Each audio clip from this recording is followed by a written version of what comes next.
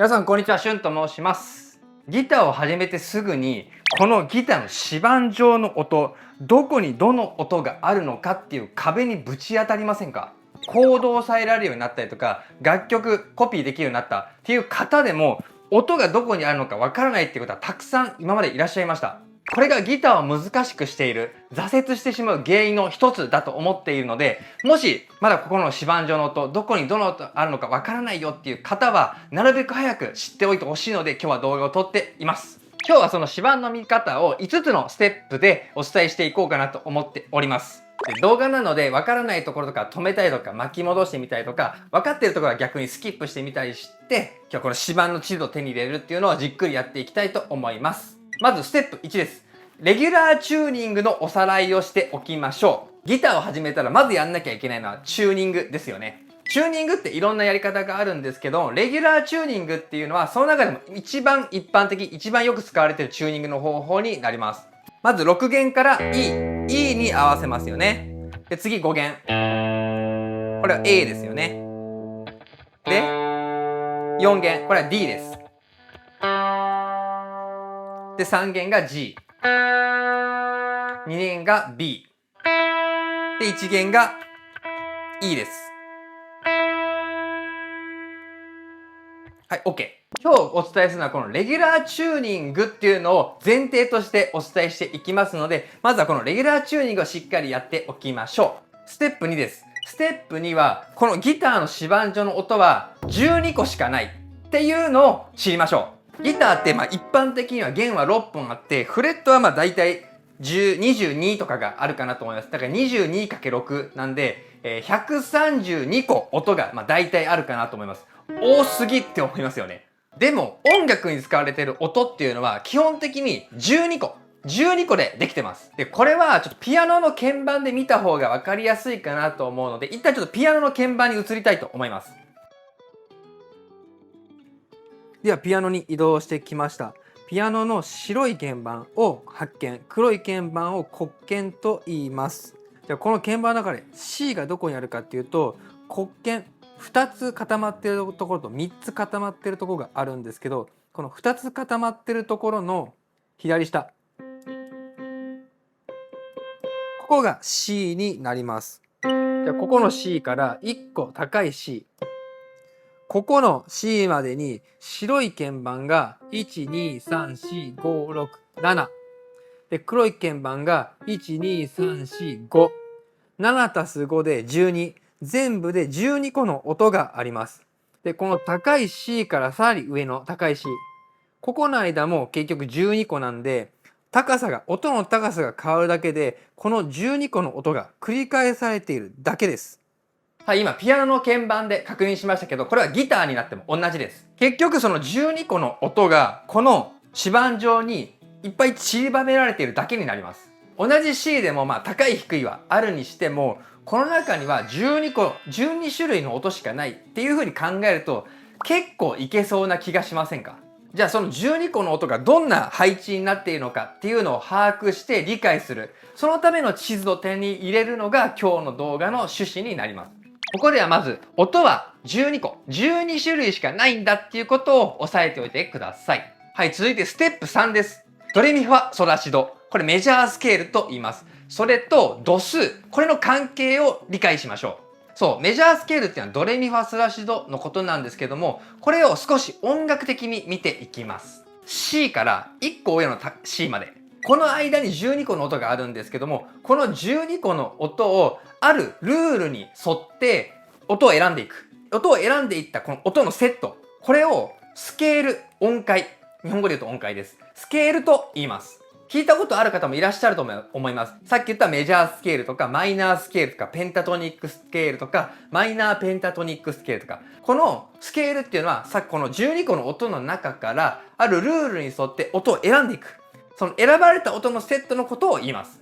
そのスケールの中では一番有名な小学校の授業とかでも出てくるのがドレミファソラシドですよね。これを音楽的に言うとメジャースケール、音楽用語で言うとメジャースケールと言います。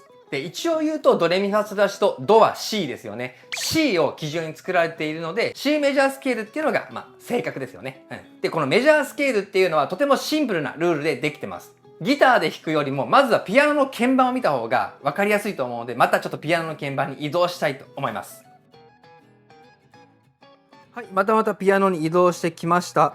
で今回は C メジャースケール、ドレミファソラシドで確認をしていきます。ドレミファソラシドは、このどこでもいいので、ドからもう一つ上の高いド。ここの間の白い鍵盤を押さえていけばドレミファソラシドになります。で、ここで見てほしいのがまずここ。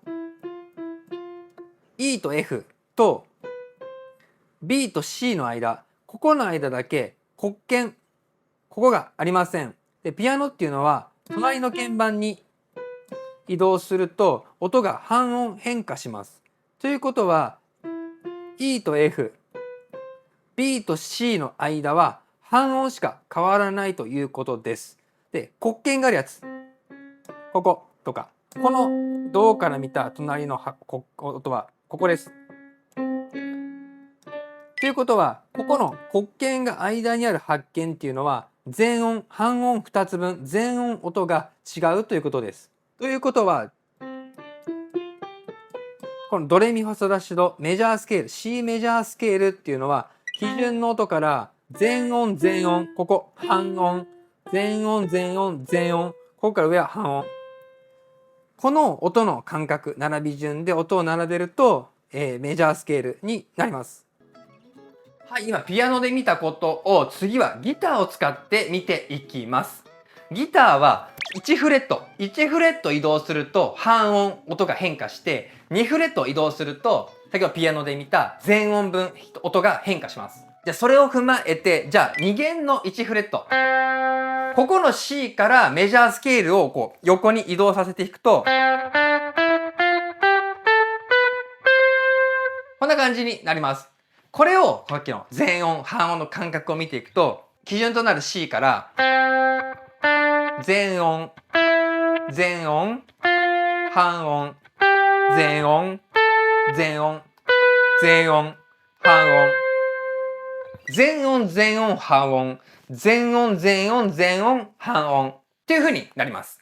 音をこの並びで、並べたものがメジャースケールというものになります。この全全半全全全半っていうルールを守っていればどの音から始めてもメジャースケールが出来上がります。今は C から始めたので C メジャースケールですけどもこれをじゃあ、3弦の2フレット A から始めるとはい A メジャースケールになります。でこのメジャースケールだけを超丁寧に解説した動画を概要欄に貼っておきますのでぜひチェックをしておいてください。でこのメジャースケールのルールが分かったら今度はこの音たちを度数というもので把握をすることが大切です。で全然難しいことではなくて度数っていうのは音と音がどれだけ離れているかっていうのを表す単位になります。こう長さをメートルで表したりとか重さをグラムで表すのと一緒で音と音の距離を離れていると何度離れているみたいな感じで表すんですよ。で基準の音を1度0度ではなくて1度としてどれぐらい離れているかっていうのを度数というので何度みたいな感じで言っていきます。じゃあ C メジャースケールで見ると、はい、この基準の音を1度として次の音 D が2度です。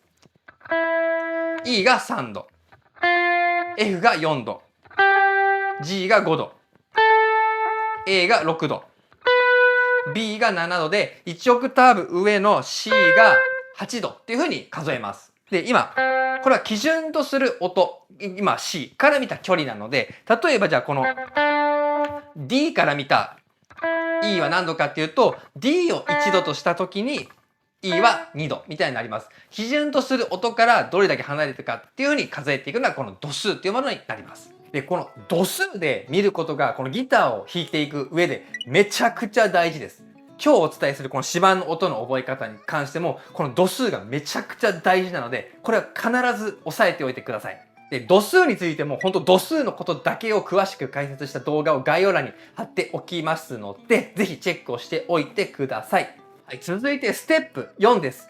ステップ4は指板上の C の音の位置を覚えていきましょう。ここまでちょっと理論的な話ばっかりだったんですけど今回は実際にギターを弾いていきたいと思います。で、注意してほしいのが C そのものの位置が大事なのではなくて、ギターの指板を理解していく上で、やっぱ基準となるところ、どこで立ってみるかみたいな基準みたいなのが必要になってくるので、そのために今回 C を使うっていうような感じです。仮に基準を E にしても、やることは変わりません。とりあえず今回は C を基準に見ていくっていうような感じです。ギターの指板上には、さっきの12個の音が散りばめられていますみたいな話をしましたよね。なんで、ギターの指板上に C はたくさんあります。で、ここまでお伝えした、最初のレギュラーチューニングと、メジャースケール。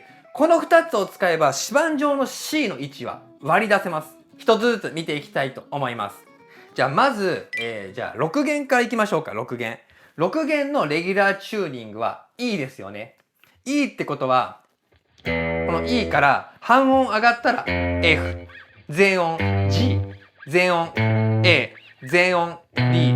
ここ半音上がると C があります。つまり6弦は8フレットに C があります。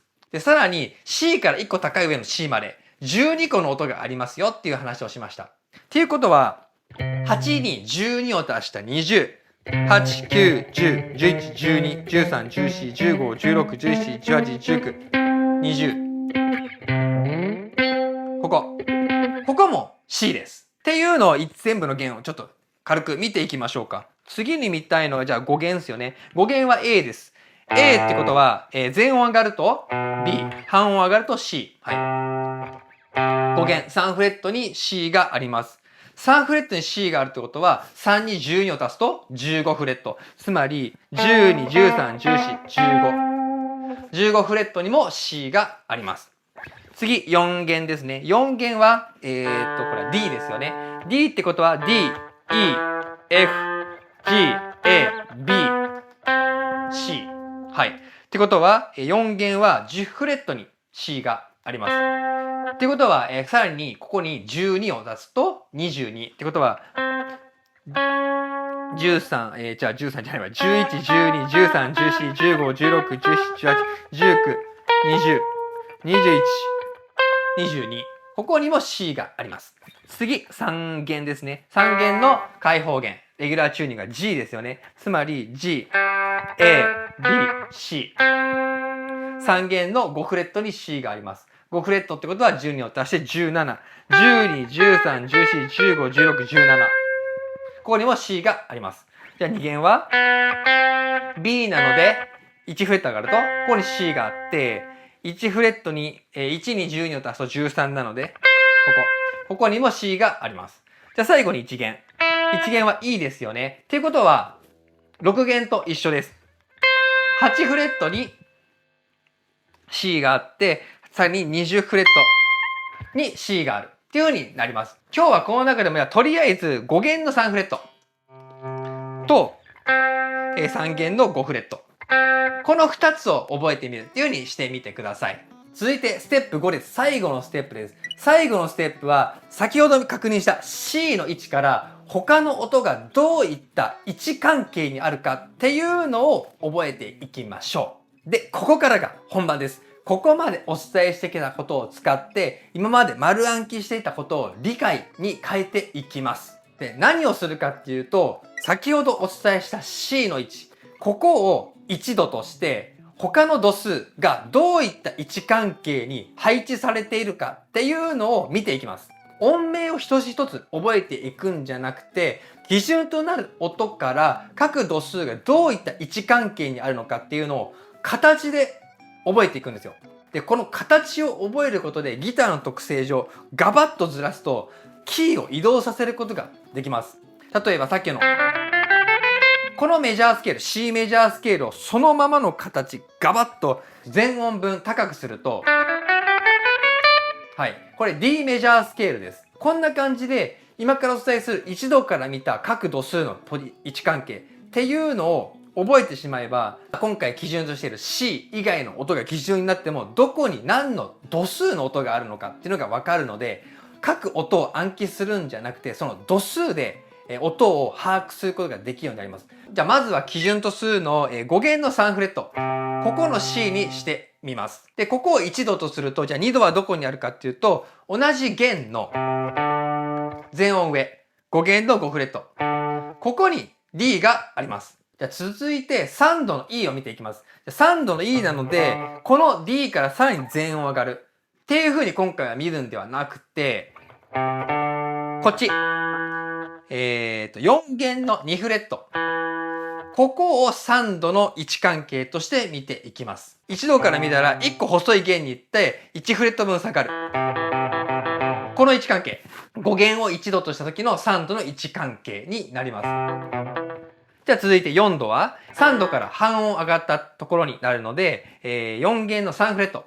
ここのF、この形が4度の位置関係になります。大事なので何度も言うんですけど、この5弦の音、どれでもいいんですけど、ここを1度とした時に、各度数の音がどういう位置関係にあるかっていうのを今見ています。はい、続いて5度を見ていきましょう。4度の全音上なので、4弦の5フレットになります。これが、5弦を1度とした時の5度との位置関係になります。で、この5度っていうのはすごく大事で、この2つの音を弾くとパワーコードになります。で、この度数で把握することを続けていくと、例えばコードを弾いた時に、どの音、どのコードの何度がどの位置にあるか分かったりするので、ゆくゆくはアドリブ演奏にも生きてきます。続いては6度 A ですよね。5弦の3フレットを1度とした時に A はさっきの5度の全音上、同じ弦でやるんじゃなくて、今日はここで見てみましょう。3弦の2フレット。これが1度と6度の位置関係になります。次、7度ですよね。7度はそのまんま全音分上がって、これが7度の位置関係になります。では最後に1オクターブ上の C っていうのが、ここ、3弦の5フレット。これをつなげて弾くと、はい、このようになります。で、今5弦の3フレットの C から始めて1オクターブ上の C、3弦の5フレットまで行きました。次はこの3弦の5フレットを1度として各度数の位置関係を見ていきます。この1度から見た2度っていうのは同じ弦の全音上。はい。3弦の7フレット。ここが2度になります。続いて、じゃあ3度はどこかっていうと、ここ。2弦の5フレットが3度になります。E ですよね。で続いて F っていうのは、この E から半音上がったところ。ここが4度 F になります。はい、なります。この位置関係が大事です。続いて5度っていうのは、この F から4度の位置から全音上がったここ。はい。これが5度の位置関係になります。じゃあ続いて6度は、1弦の5フレット。これが1度と6度の位置関係ですね。じゃあ続いて、この1度から見た7度っていうのは、さっきの6度の全音上。ここ。これが1度から見た7度の位置関係になります。じゃあ続いて1オクターブ上、8度の音っていうのは、このパワーコードの形。これが1度から見た8度の位置関係になります。というように、ちょっと長くなってしまったんですけども、基準の音からの位置関係とその形で覚えるのがとても大事です。この形や位置関係が身につけば、例えば今 C から始めましたけど、違う音が基準になったとしても、すぐ対応ができるようになります。同じ形のまんま、ガバッと移動させればいいだけになります。例えば、こんな感じで C メジャースケール、今弾いてみましたけども、そのまんま全音上に全部上げると、こんな感じで、D メジャースケールになりますし、じゃあ5弦で見てみると、じゃあ5弦の、じゃあ6フレットでいいか。5弦の6フレットからさっきの位置関係で見ていくと、これは E フラットメジャースケールですかね。はい、こんな感じで覚えると、今、E フラットが1度なので、その時の5度、ここにあるし、3度はここ、オクターブ上はここ。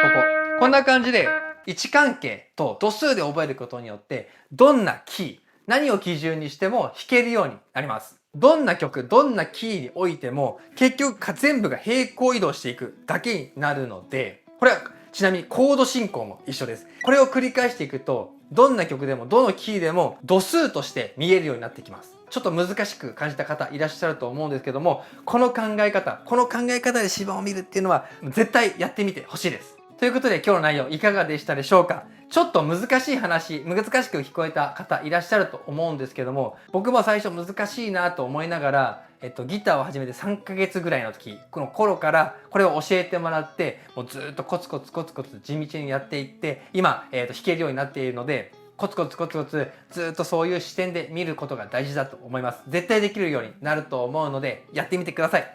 今日の動画の内容が良かったと思っていただけましたら、ぜひ、チャンネル登録やグッドボタンよろしくお願いいたします。もしわからないこととか質問とかありましたら、お気軽にコメントくださると嬉しいです。それではまた別の動画でお会いしましょう。さようなら。バイバーイ。